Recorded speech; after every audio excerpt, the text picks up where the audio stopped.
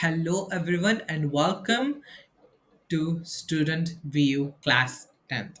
Now, in this uh, small yet productive session, we are going to be looking at one of the most anticipated and most important question from the chapter Nationalism in Europe, History, Chapter 1, and we are going to be learning about this question or whatever the context there is to this question and how we are going to answer it in points. And these sessions are for your uh, preparations of board examination 2023 and 2024. Now the question is, analyze the factor that contribute to the rise of nationalism in Europe during the 19th and the 20th century. How did these factors shape the political landscape of this region? Now, answer this question, there are two factors that or two aspects of this question that you need to keep in mind. One, the factors that contributed to the nationalism in Europe, and the second aspect is that how the factors shaped the political landscape of the regions, of the European regions, what we learned about in the chapter. uh, those are the two aspects that we need to keep in mind while answering this question. Now, I have broken this long question into 6 points so you can remember easily when you see this question in your board paper. So let us I'm just going to take a point and I'm just going to verbally explain it. Please, if you want to take notes, you can. Now, the first point is cultural identity and language. Now, as we saw throughout the chapter, if we read the chapter, and throughout the chapter we saw so many people from the same regions having different culture. They may be from different ethnic groups and they may speak different languages, and how they all united, how people united in the regions is because of they might be having same cultural identity, or they might be speaking same languages, or they may be from the same region, and these all factors acted as a base for them to grow upon, for them to act upon, and they all united, and it make a sense of collectivity and collective identity, you may say, to act together for their freedom to act upon these autocratic monarchs, dictators, monarchies, and many rulers, and it shared a collective identity. And the next point is historical grievances and resentments. Now, to understand this point, let us take an example from class ninth. In class ninth, we learned one of the how the French Revolution began. I mean, what is the key event that contributed, or the key event which actually started the revolution in France. Now, the event is that when Louis XVI invited all of the general estate generals to a meeting to propose the increased taxes to the third estate people. The third estate people didn't agree to this new law or a new whatever Louis XVI was presenting. They didn't not agree, and they didn't want to pay extra taxes to the state, or it may be to the church, or it may be to the people that they are working for, and they didn't want to pay this. So they had a lot of resentment to the first and the second estate, and to even towards the king. So they acted on the resentment, and they went to the tennis court of Versailles to call themselves the National Assembly. And that is one of the key events that happened or marked the start of the French Revolution. uh, and you can see in many of the other regions how these people are, or how the people of those regions had resentment towards these autocratic monarchs and dictators, and they acted upon those resentments to free themselves, to push themselves to you know to fight for their freedom, and to support the idea of nationalism and the idea of a nation state. Now, the next is enlightenment and romanticism. Now, if we need to collect all of the people in a region, or if we need to unite the different ethnic groups, different culturally identifying people, different language speaking people, we need to have a common base, which we kind of didn't. So enlightenment and romanticism acted as one of the most important factors to pushing these people of different cultural identity and different ethnic groups to support these nationalist ideas and to want nationalism. That is, in enlightenment, people or artists or poets, it may be, uh, they adapted for more of an artistic nationalism view. I mean, they romanticized, or they opted to tell people stories, to conduct operas or to conduct plays, to tell the people, or the tell the illiterate people who didn't know how to read, what is nationalism, and why they needed nationalism for their own sake. And this was really important, because if we don't enlighten people, or if we don't motivate them, they are not going to support these nationalist ideas, and they will never be free of this monarchs or the dictators. So enlightenment and romanticism were one of the most important factors that we should not forget when we are writing this, when we are answering this question. And next is political changes and revolutions.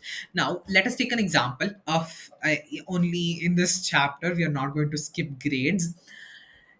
In this chapter, we learned how Napoleon Bonaparte, not only conquering or calling himself the Emperor of France, he wanted to conquer all of Europe, and he conquered many, like Holland, Switzerland, uh, some regions of Italy, and or even the German confederations he conquered, and uh, he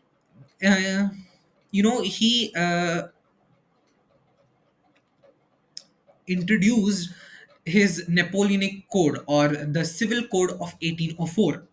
And this brought about many political changes, and it you know stopped people from having political rights. Whatever they had before, they didn't have political rights. And even the revolutions around them, whatever the revolutions what other people were getting, or other regions of people were getting, they were also inspired, as Metternich once quoted, when France sneezes, rest of the Europe catches cold. And this was one of the important factors that contributed to the nationalism in Europe in the 19th and 20th century: political changes and revolutions. Now, the next point: industrialization and urbanization.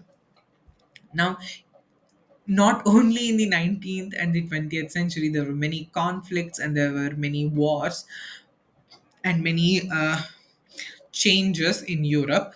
There were also industrialization and urbanization, as we learnt in class 9. If you recall some points, there were so many industrialization throughout the world, not only in Europe, even it may be in Asia, uh, it may be in many other places. There were industrialization and urbanization. People were moving to different cities in search of jobs, into work in factories, and many of the industrialists put forward industries to better their income, to earn more.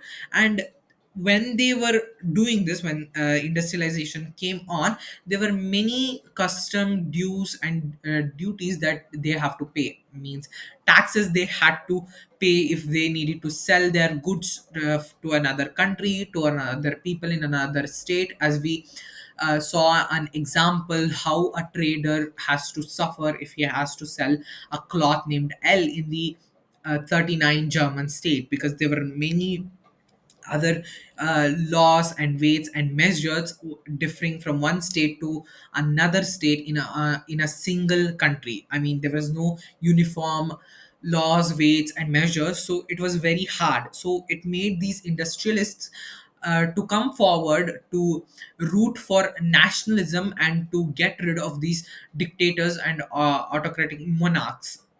So it is also a factor that we need to remember. The next is impact of wars and conflicts.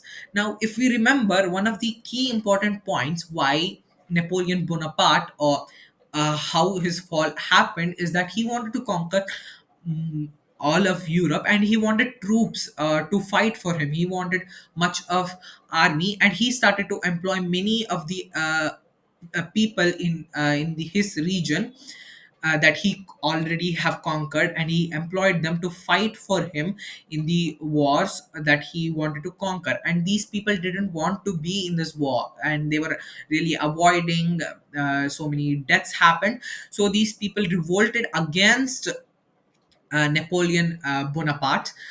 So he couldn't actually abduct or employ them to fight for him. And as we know, in the 19th and the 20th century, it was one of the most chaotic time periods in all of history, because World War I, World War II happened, and there were so many conflicts between uh, countries, and people just wanted peace, and people just wanted to live their life. And so it just people just wanted a free to live in a free country, to want a nation state, or to have a democratic form of government, so they wouldn't be part of these conflicts between these countries. And these are the factors that have contributed significantly to the rise of nationalism in Europe during the 20th and during the 90th and the 20th century.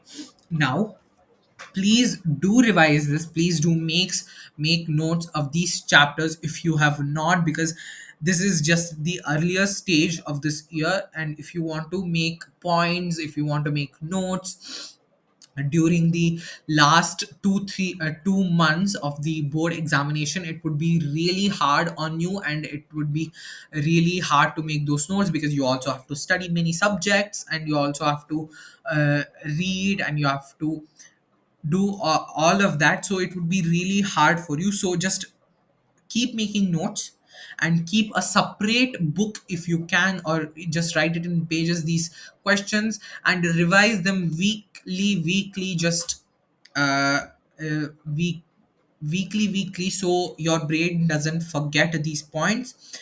And whenever you see a question from any of the topic, from any of the subject, you have to know it like the back of your hand. Okay, if they ask you to explain a certain topic, you should be able to explain a certain topic, because you have read, you have revised, and you have to revise so many times that it just sticks in your brain. Teach yourself, or tell yourself the stories in history, so you can remember them better, and make these concise points like I've done. Like you can see the 6 points in the screen, and make these small points, because if you see those points, you should be able to remember the answer you have to write for that point or for that question. Okay, or make flashcards. Flashcards is one of the most uh, concise way, or the most easiest way to study, and it is more effective too, and it is more kind of fun to do with your friends.